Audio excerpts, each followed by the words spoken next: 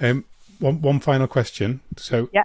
obviously this is a huge project. Like you say, it's a huge transformation. It's not really an IT project. If somebody was embarking on a complex project, maybe, high risk, maybe sensitive data, all the things that you've done on this Yeah. project, what kind of advice would you give them? Um, Engage with your stakeholders, whoever they are, whether it be your customers, your staff, your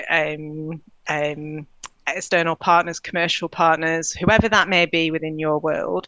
Engage with them from the earliest opportunity, so that everyone's really clear on why we're doing it, what is the objective, Yeah, and actually what your timelines are and what you need from them. So, what is the expectation? So, manage that expectation for all of those key stakeholders. Be as transparent as possible. So, we found it's okay to say you don't know. So mm, actually, you're doing something so significant that actually some questions you can't answer. So what will yeah, that mean in 4 months' time? What does that mean for this group of staff?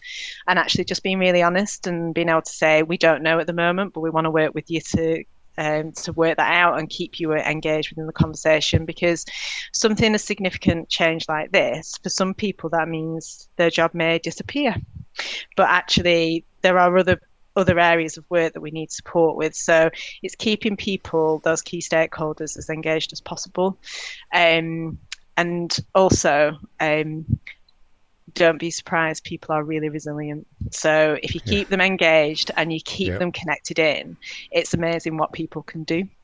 yeah. Um, from a training perspective, make sure you think about who the best people are to train. Hmm. So the system trainers who are great in knowing a system and which button to press at what Yep. point, but actually in health, and it will be appropriate in other industries, that's just a process. There's usually a wider educational piece that's needed. So our best trainers were peer to peer. So our nurses training our nurses, our doctors training our doctors, with Hmm. some technological support. But Yeah. actually, the training will never be as good as people want it to be. Um, Yep. but if you can make it the best you can, then think about you're the best way to train such a Hmm. large cohort of patients, Yeah. um, and learn from other places. So if other places have done it, speak to them, talk to them, understand what their biggest challenges were, and take their advice, but make it appropriate for your area, organisation, or sector. So Yeah. Lovely. I think the one that stuck with me as you were talking before was about that brand. You yes. were saying it's not a technology project. It's not being done at you. This is something that we're all doing together. I thought that was great.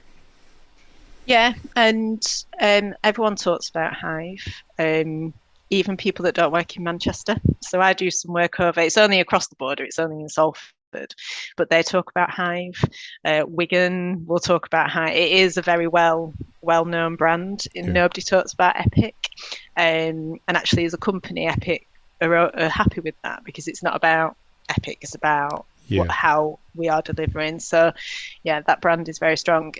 The other thing we did do, which actually I've not mentioned and was extremely valuable, so I can't believe I forgot it actually, but as an organisation, um, the decision was taken to put a full-time board executive as the Okay. program SRO. So what that signalled to the organisation is how important this program of work is, but also we had executive oversight for supporting with escalations, mitigations, risk management, decision making. So without that as the oversight, Yeah. it would have had a very different feel, Mm. which is quite a soft description, but actually having that executive board level leadership Yeah. was essential. Yeah. And Julia, it was Julia Bridgewater who was our exec SRO, and she did walk around in a bee costume for some of the pre-engagement and also post go live.